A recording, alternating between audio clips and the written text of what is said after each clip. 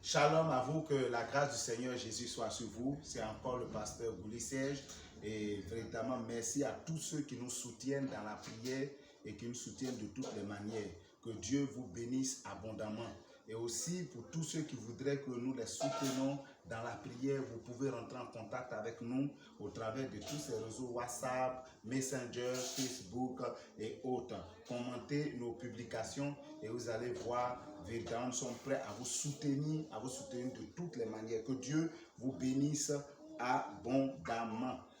Ce soir, l'objet de notre méditation se trouve dans Luc 15 à partir du verset 11 que je vais lire parce que nous n'avons pas assez de temps.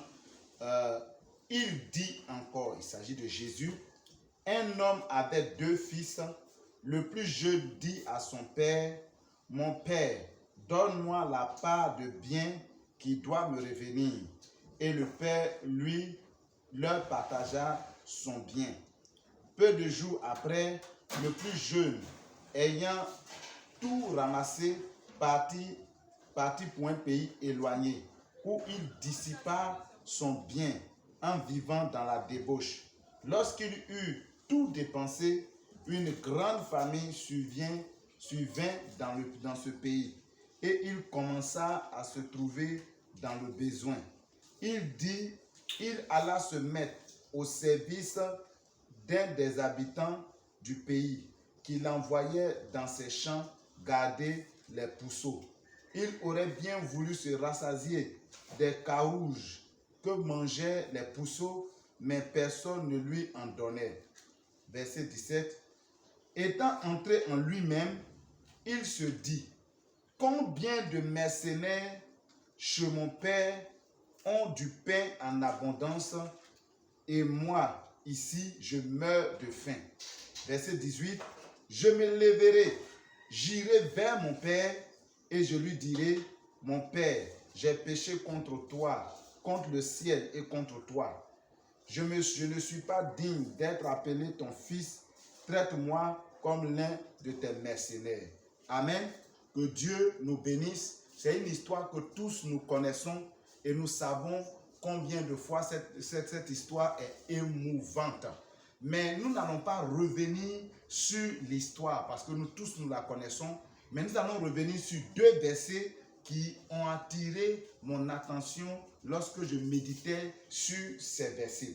Et les 2 versets sont le verset 17 et le verset 18, le verset 18 et le verset 19 qui m'ont particulièrement touché parce que c'est le point de notre méditation de ce jour. Et s'il y avait un thème, c'est rentre en toi-même et tu te sauveras.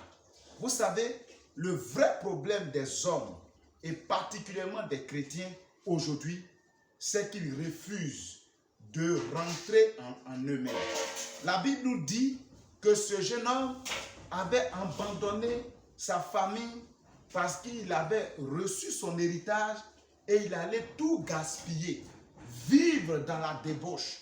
Déjà même le temps qu'il a employé envers son père, quand il demandait son héritage, était déjà insolent. C'était un enfant inconscient.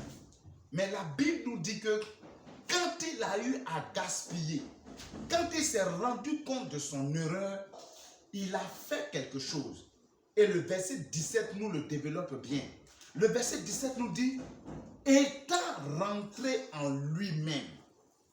C'est-à-dire qu'il a souffert de ses actions, de tous les problèmes, de tout ce qu'il avait eu.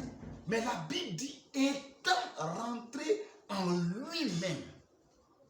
Mon ami, mon frère, chers frères et sœurs en Christ, toi qui m'écoutes et qui peut-être n'es pas chrétien, je vais t'apprendre quelque chose. Tu vas commencer à améliorer ta vie ou à améliorer la situation dans laquelle tu es quand tu vas commencer à rentrer en toi-même. Généralement, nous sommes prêts à accuser les autres. Nous sommes prêts à rejeter la faute sur les autres, à croire que c'est leur attitude, à croire que c'est leur comportement, à croire que c'est ce qu'ils ont fait qui nous a mis dans telle ou telle situation. Mais en réalité, quand nous nous asseyons et que nous réfléchissons en profondeur, à notre vie, nous nous rendons compte que ce que nous vivons, nous sommes à 95, même 99% responsables de ce que nous vivons, de ce que nous avons, de ce qui nous arrive. Qu'est-ce que tu es en train de vivre? Certainement, depuis un certain temps, tu pleures parce que ton foyer n'est pas stable. Mais est-ce que tu es rentré en toi-même, t'examiner pour te poser la question de savoir quelle est ma participation à ce qu'il arrive à mon foyer? La Bible dit que quand ce jeune homme a commencé à se poser de bonnes questions, a commencé à rentrer en lui-même, il a trouvé tout de suite la solution. Il a tout de suite trouvé la solution. Tant que tu ne rentres pas en toi-même, que tu ne dégages pas ta responsabilité, et si vous êtes un couple et que vous me regardez, si vous, chacun d'entre vous, ne rentre pas en lui-même pour dégager sa responsabilité, vous resterez toujours un couple instable, un couple à problème. Pourquoi? Parce que vous ne faites pas vous-même votre mea culpa. Quand ce jeune homme est rentré en lui, il a eu la solution au problème. Il avait mal agi. Mais quand il est rentré en lui-même, il s'est rendu compte de laquelle il avait une solution qui était plausible, une solution qui était là, qui était évidente. Le vrai problème des hommes, c'est qu'ils refusent de rentrer en eux-mêmes. Ils refusent d'accepter la volonté, leur responsabilité dans ce qui leur arrive. Ils refusent. Et tant que tu refuses, tu ne pourras qu'aller de souffrance en souffrance. Tu ne pourras qu'aller de problème en problème. Tu dis qu'on t'attaque au village pendant que tu es chrétien. Mais en même temps, tu vis dans l'impudicité. Et tu accuses les sorciers. Mais ta vie est un problème. Celui qu'il faut craindre, c'est celui qui est dans les ténèbres et qui t'attaque. Parce que quand le pasteur te dit de veiller sur ta vie, de fuir le péché, et que tu ne fuis pas le péché, et que tu te caches pour pécher, pour toi, tu es en train de craindre le pasteur. Or, celui qui est dangereux, celui qui va détruire ta vie, c'est celui qui est dans l'ombre. C'est ton ennemi qui est dans l'ombre. C'est lui qui va te détruire. Donc, au lieu d'accuser les autres, assieds-toi et réfléchis à ta vie. Quel est l'état de ta vie? Je ne te demande pas si tu vas à l'église. Je ne te demande pas si tu es proche du pasteur. Si tu es l'ami du pasteur. Non. Mais est-ce que ta vie est une vie arrangée? Rentre en toi-même. Tu accuses les autres. Mais est-ce que tu es rentré en toi-même? Il fut un jour où j'ai vécu une expérience qui m'a véritablement qui m'a fortifié dans ma foi. Il se trouvait que je faisais la délivrance d'une sœur et j'étais très attaché à cette sœur. Et au fur et à mesure que je faisais la délivrance, je m'attachais beaucoup plus à elle. Et donc, à des moments donnés, on se rendait beaucoup visite. Je lui rendais beaucoup visite et elle me rendait aussi beaucoup visite. Et arrivé à un moment donné, on était tellement attachés que le pasteur m'a appelé. Je n'étais pas encore marié, elle aussi n'était pas mariée. Et le pasteur m'a appelé pour me faire des reproches quant à mon rapprochement à la sœur. Et quand le pasteur a parlé, ma réaction tout de suite, c'était de me défendre. J'ai commencé à me dire, non, pasteur, non, il n'en est rien. Effectivement, il n'en était rien. Il n'en est rien. Que c'est une sœur qui a des problèmes d'esprit. Et j'ai commencé à faire sa délivrance. Donc, elle a des problèmes. Donc, je fais au fait sa délivrance. C'est tout ce qu'il y a. Sinon, en réalité, il n'y a rien. Et le pasteur m'a cru. Mais quand je me suis éloigné du pasteur et que je partais à la maison, le Saint-Esprit va me poser la question. Il va me parler. Et le Saint-Esprit va me dire, oublie le pasteur, oublie tous ceux qui font des commentaires et pose-toi toi-même de vraies questions. Rentre en toi-même. Tu dis qu'il n'y a rien entre toi et la sœur. Mais pourquoi, quand tu ne vois pas la sœur, tu es tenté de l'appeler? C'est que c'est la première personne, quand tu te réveilles, que tu veux appeler. Ça, c'est un. Pourquoi, quand tu ne la vois pas, c'est elle que tu veux voir? C'est vrai, vous n'êtes pas encore sortis ensemble. Mais tu ne trouves pas que ton rapprochement est un problème? Mes amis, au fur et à mesure que le Saint-Esprit ouvrait mes yeux, je me suis rendu compte que j'avais un réel problème. Cette soeur n'était ni ma fiancée, ni ma copine, ni ma femme. Mais pourquoi tout mon désir se portait sur elle? Pourquoi, s'il y avait une seule personne que je voulais voir dans la journée, c'était cette soeur? Qu'est-ce qui me poussait à cela? quand j'ai commencé à réfléchir en profondeur, à l'intérieur, j'ai commencé à voir la solution. Et je me suis rendu compte que j'étais dans l'erreur, j'étais dans le péché, j'étais en danger. Et j'ai pris la résolution de me retirer de cette sœur et véritablement ce retrait m'a fait beaucoup de bien.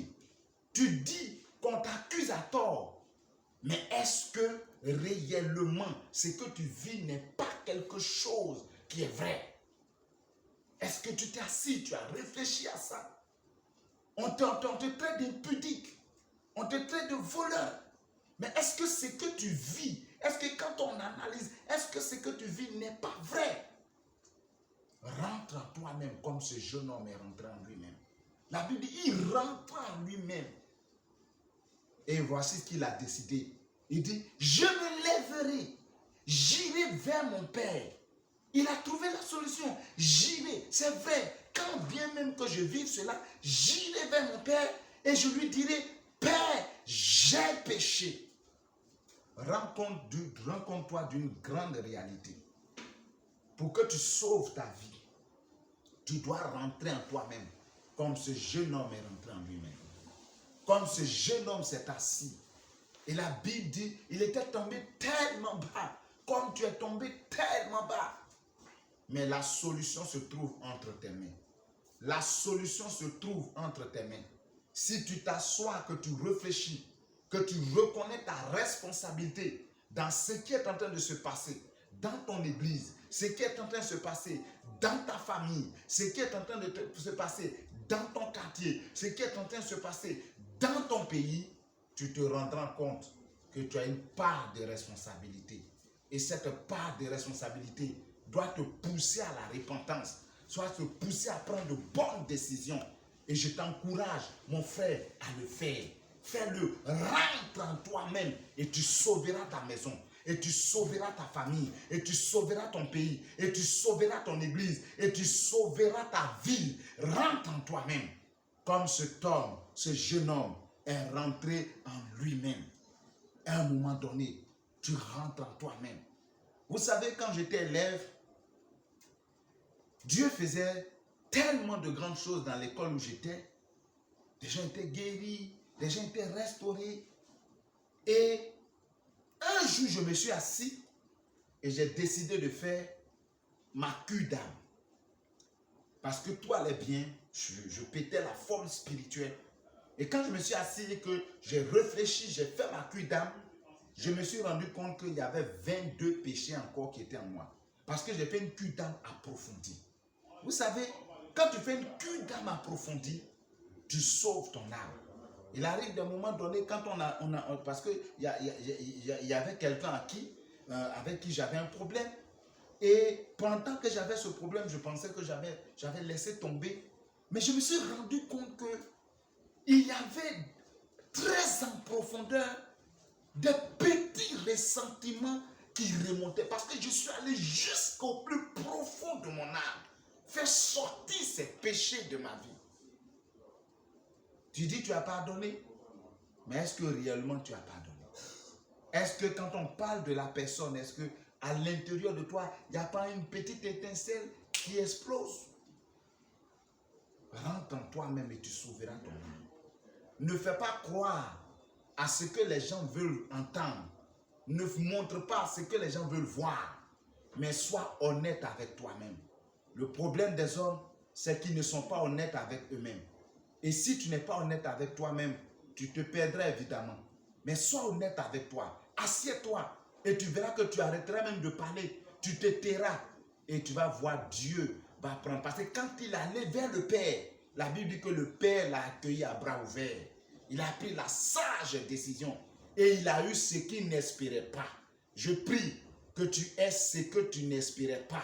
Seulement quand tu rentreras à l'intérieur de toi, quand tu rentreras en toi-même, et tu verras que Dieu, il a la main tendue, il est prêt à te bénir.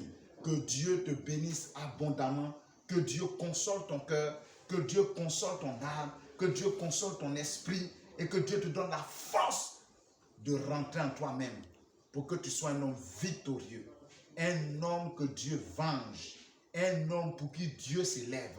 Que la grâce du Seigneur Jésus soit sur vous et que sa puissance soit sur vous. Si tu n'avais pas encore accepté Jésus, c'est l'occasion pour toi d'accepter Jésus parce que Jésus fait beaucoup de bonnes choses dans la vie de l'homme.